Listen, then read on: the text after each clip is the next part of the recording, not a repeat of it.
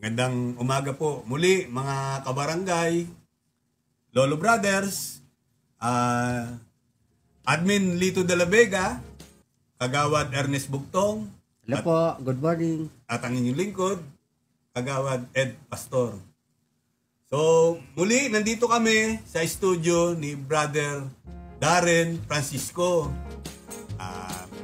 Napakabait po ni Brother Darren sapagkat pinagbibigyan po tayo dito po kumanta sa studio niya.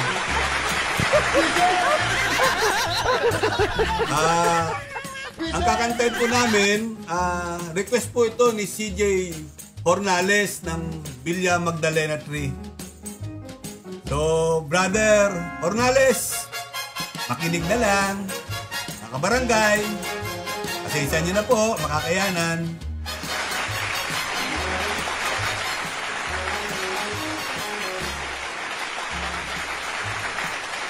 Kagawad Ernest, ibagsak mo na.